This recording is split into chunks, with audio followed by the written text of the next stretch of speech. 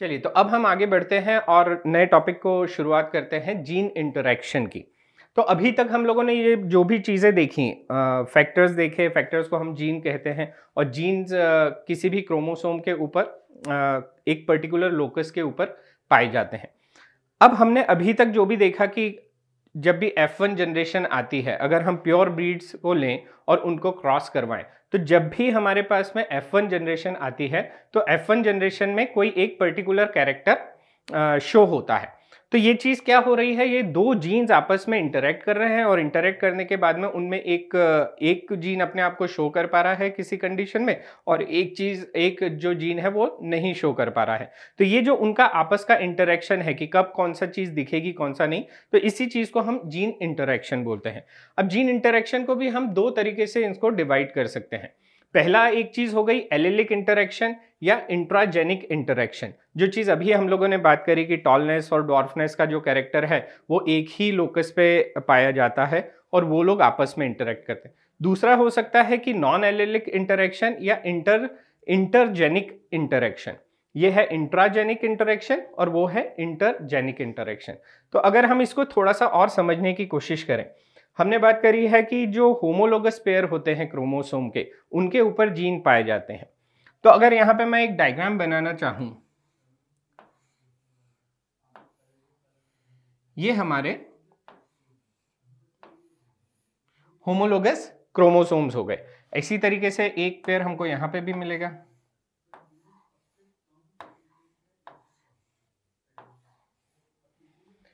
अब ये होमोलोगस जो क्रोमोसोम है, इसमें हम बात करते हैं कि जो एक पर्टिकुलर जीन है, जैसे हमने बात करी थी टॉलनेस और डॉर्फनेस की, तो ये टॉलनेस और डॉर्फनेस का जो कैरेक्टर है, इसके जो जीन्स हैं, वो इसके पर्टिकुलर किसी एक पर्टिकुलर हिस्से पे, जिसको हम लोकस बोलते हैं, इस लोकस पे पाए जाते हैं। तो मान लीजिए कि ये जो पेयरिंग है क्रोमोसोम्स की, इनमें एक क्रोमोसोम के ऊपर टॉलनेस का जीन है और वहीं उसी लोकस के ऊपर डॉर्फनेस का जीन है।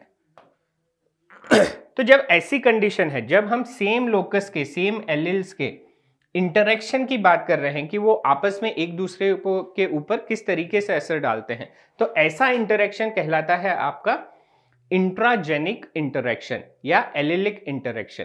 क्योंकि जिस लोकस पे दोनों जीन होना चाहिए थे एक पर्टिकुलर कैरेक्टर के लिए, वही जीन आपस में किस तरीके से इंटरेक्ट कर रहे हैं और क्या असर डाल रहे हैं, उस चीज को हम स्टडी करने वाले हैं। ये चीज कहलाएगी हमारी इंट्राजेनिक इंटरेक्शन।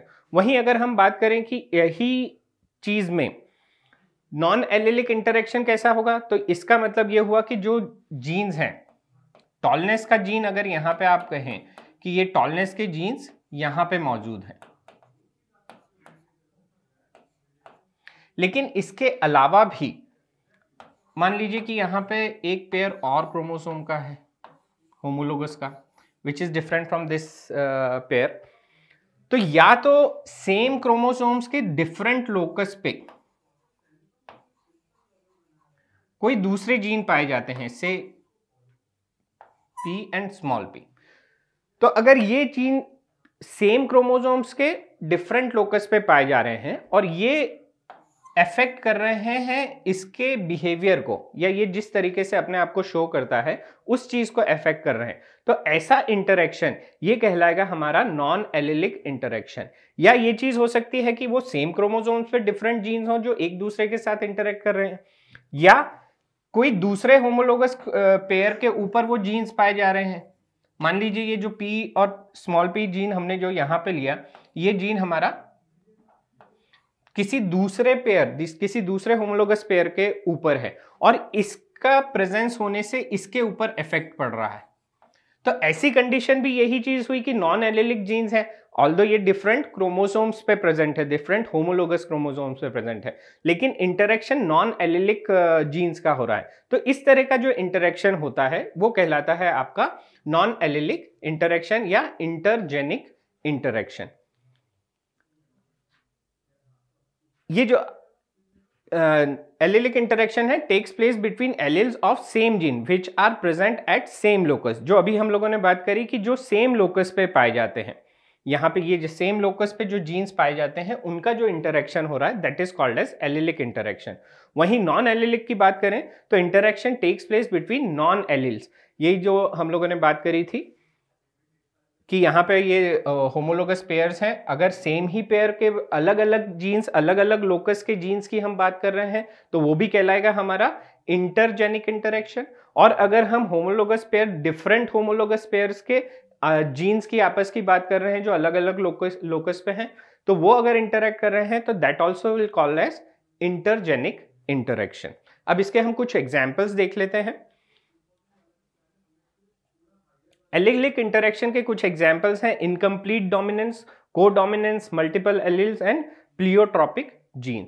वहीं अगर हम बात करें नॉन एलिलिक इंटरेक्शन की तो इसमें आते हैं हमारे कॉम्प्लीमेंट्री जीन, एपिस्टेसिस। और एपिस्टेसिस में भी हम देखेंगे कि डोमिनेंट एपिस्टेसिस या रिसेसिव एपिस्टेसिस में किस तरह के हमको रेशियो मिलते हैं। तो यहाँ पे एक्चुअली में होता क्या है कि जो नॉर्मल मेंडेलियन रेशियो होता है उससे डिफरेंट रेशियो हमको देखने को मिलते हैं, क्योंकि जो दो जीन्स हैं वो आपस में इंटरेक्ट करते हैं, वो या तो एक के कैरेक्टर को सप्रेस करेंगे या उसको एनहेंस करेंगे या को डोमिनेंस दिखाएंगे, दोनों एक साथ देखने को मिलेंगे, दोनों के कैरेक्टर एक साथ देखने को मिलेंगे। तो इस तरह के जो इंटरेक्शन होते हैं ये कहलाते हैं, इनको हमने दो सब डिवीजन में डिवाइड किया है। एक हो गए हमारे allelic interaction and non allelic interaction. और एलिलिक इंटरेक्शन के एग्जाम्पल जो अभी हम लोगों ने बात करी, incomplete dominance, codominance, multiple alleles, pleiotropic jeans.